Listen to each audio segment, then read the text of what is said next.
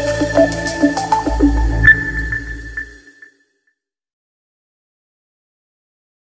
दोस्तों, धनंजय शर्मा ऑफिशियल्स में आपका स्वागत है। आज मैं डिस्कस करने वाला हूं बेसिकली उन बच्चों से जो बच्चे इंजीनियरिंग के लिए परसू करना चाह रहे हैं। मतलब आप 10+2 पास आउट हो चुके हैं और अब आप सोच रहे हैं कि आपको इंजीनियरिंग में दाखिला लेना है।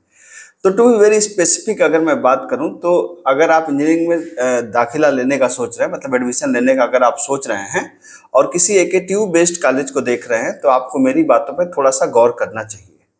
ठीक है, सबसे पहले तो ये अभी आपके पास 1-2 महीने का जो समय है, आप इस समय को कैसे यूज कर सकते हैं, बेसिकली मेरा सारा डिस्कशन इसी के आसपास घूमता रहेगा।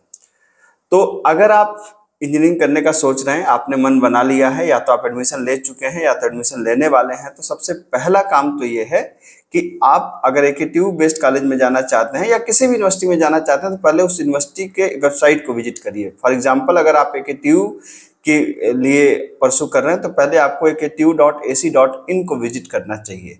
ठीक है, ऐसा नहीं कि आप किसी स्पेसिफिक कॉलेज को, तो आप किसी स्पेसिफिक कॉलेज की तो वेबसाइट को विजिट करिए, लेकिन सबसे पहले आप उसकी यूनिवर्सिटी वाली वेबसाइट को जरूर विजिट करिए।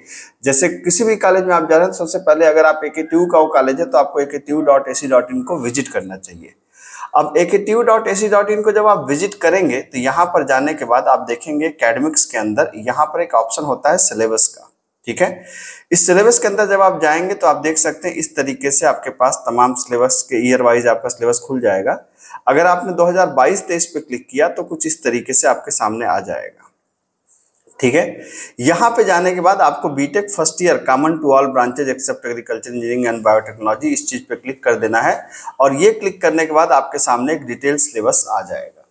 इस डिटेल सिलेबस में आप देख सकते हैं कि आपके पास यहाँ पे फर्स्ट ईयर में क्या क्या पढ़ाया जाने वाला है। तो फर्स्ट ईयर में आप देख सकते हैं कि बीटेक का जो फर्स्ट ईयर होता है उसमें कई सब्जेक्ट्स पढ़ाए जाते हैं जो कोर सब्जेक्ट्स हैं। फिजिक्स है, केमिस्ट्री है, मैथ है, इलेक्ट्रिकल है, कंप्यूटर प्रोग्रामिंग है, फंडामेंटल ऑफ मैकेनिकल इंजीनियरिंग है, EVS है, सॉफ्ट स्किल्स हैं।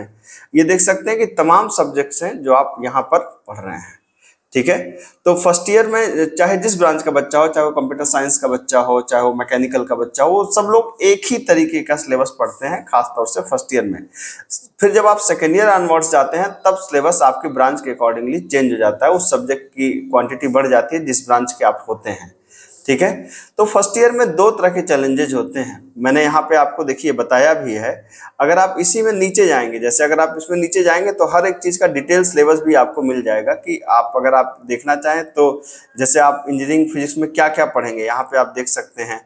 आप यहाँ पर इंजीनियरिंग केमिस्ट्री में क्या क्या पढ़ेंगे आप यहाँ पे देख सकते हैं। इस तरीके से डिटेल सिलेबस आपको यहाँ पे मिल जाएगा जो भी आप आगे पढ़ने वाले हैं। ठीक है, अब ये डिपेंड करता है कि किसको क्या सब्जेक्ट समझ में आता है, क्या सब्जेक्ट समझ नहीं आता। तो जो भी सब्जेक्ट समझ में आपको नहीं आता उस सब्जेक्ट को आप इस समय पे रिवाइज कर सकते हैं एक बार, तो आपको एक बेसिक आइडिया हो जाएगा और फिर जब क्लास आप अटेंड करेंगे तो आपको दिक्कत नहीं होगी। अब मेरे अपने अनुभव के हिसाब से 2 तरह की समस्याएं सबसे ज़्यादा आती हैं। एज अ टीचर अगर मैं बात करूं तो हम लोग क्या महसूस करते हैं कि जैसे आज की डेट में क्या है कि ज़्यादातर जो बच्चे होते हैं, मतलब अगर मैं एक रेशियो देखूं तो 60%, 40% या 70%, 30% का रेशियो है। तो 60-70% बच्चे ऐसे हैं जो अपने कॉलेज के दिनों से ही प्रोग्रामिंग पढ़ के आते हैं, मतलब स्कूल के दिनों से ही प्रोग्रामिंग पढ़ के आते हैं। कोई जावा पढ़ के आता है, कोई C++ पढ़ के आता है, कोई पाइथन पढ़ के आता है, तो उनको एक बेसिक अंदाजा होता है प्रोग्रामिंग का। लेकिन 40% ऐसे बच्चे भी होते हैं जो प्रोग्रामिंग से जिनको कोई वास्ता नहीं होता। तो इससे क्या होता है कि क्लास के अंदर बैलेंस बनाना काफी मुश्किल होता है। तो टीचर तो किसी तरीके से पढ़ा देता है, लेकिन खास तौर से वो बच्चे जो प्रोग्रामिंग कभी नहीं पढ़े होते वो हमेशा अपने को थोड़ा सा पीछे समझते हैं, खास तौर से फर्स्ट ईयर में। तो ये मैं आपको कहूँगा कि जो 2 साल प्रोग्रामिंग पढ़ के आ रहा है उसको आप 1 महीने में मुकाबला तो नहीं कर पाएंगे, वो थोड़ा सा तेज शुरुआत में रहेगा। लेकिन ऐसे कई एग्जाम्पल्स हैं जो बच्चे पहली बार बीटेक में ही पढ़ना स्टार्ट किए और बहुत अच्छा किए अपने 3rd ईयर 4th ईयर तक। तो ये एक अलग विषय है कि उसको किस तरीके से आपको परसू करना है, इस पर हम लोग बाद में बात करेंगे। लेकिन अगर आप एक बेसिक प्रोग्रामिंग पढ़ के आएंगे, ठीक है, बेसिक प्रोग्रामिंग में वो भी कुछ भी नहीं, C प्रोग्रामिंग, अगर आपको C लैंग्वेज आपको पढ़ के आना है, चाहे इवन अगर आपने 10+2 में पाइथन भी पढ़ा है तो आपको C लैंग्वेज वापस पढ़ के आना चाहिए।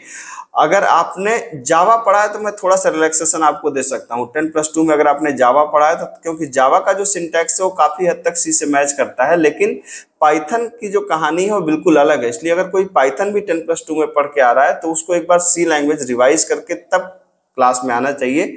इससे क्या होता है, एक तो जो बच्चे 70% जो मैंने कहा कि जो बच्चे पढ़े होते हैं उनके साथ आराम से आप कोप अप करके जाएंगे। होता क्या है कि जैसे एज ए टीचर मैंने क्वेश्चन दिया तो 30-40%, 50% बच्चे जल्दी से उसको कर लिए, क्योंकि वो पहले से स्कूल के दिनों में पढ़ के आए हैं। तो इससे क्या होता है कि कई बार थोड़ा सा कोर्स कवरेज जल्दी हो जाता है, जबकि वो जो बच्चा जो पहली बार पढ़ रहा है वो थोड़ा सा अपने को अनकंफर्टेबल महसूस करता है। तो आप अनकंफर्टेबल महसूस ना करें, इसके लिए आपको एक बार सी लैंग्वेज, सी प्रोग्रामिंग कायदे से पढ़ करके आना चाहिए। तो ये आप 1 आध महीना जो आगे का समय है इसको आप सी लैंग्वेज पढ़ने में इस्तेमाल कर सकते हैं। दूसरी बात है, एक दूसरा जो एक मामला है मैथ्स का। तो बीटेक में मैथ्स आपको फर्स्ट सेमेस्टर में है, सेकंड सेमेस्टर में है, थर्ड सेमेस्टर में है, तो मैथ आपको काम पर पढ़नी पड़ती है। तो अगर मैथ आपके इंटरेस्ट का सब्जेक्ट है तब तो बहुत अच्छी बात है। अगर आपके मैथ इंटरेस्ट का सब्जेक्ट नहीं है तो थोड़ा सा मैथ को आपको रिवाइज करना चाहिए, मैथ को थोड़ी सी गंभीरता से लेनी चाहिए।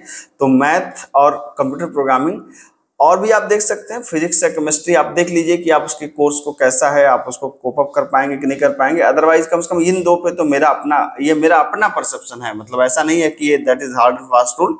मेरा अपना ऐसा सोचना है कि ये 2 चीज तो होनी ही होनी चाहिए।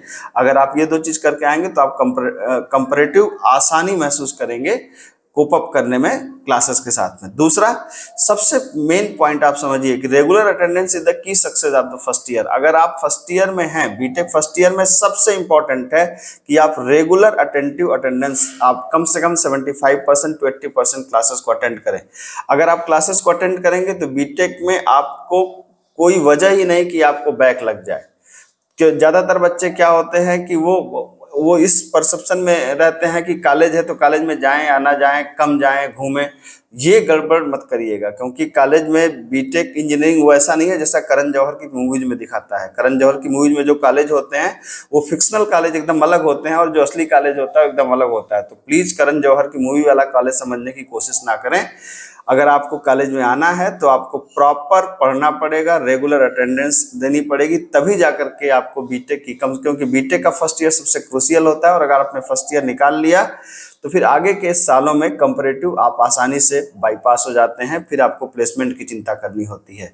तो मेरा ख्याल है कि आपको ये वीडियो समझ में आएगा, आपको चीज़ें क्लियर होंगी कि मैं क्या आपको समझाना चाह रहा हूँ। कोई डाउट हो तो कमेंट में लिखिए। Thank you so much. कोई और सपोर्ट चाहिए तो भी बताइए। Thank you.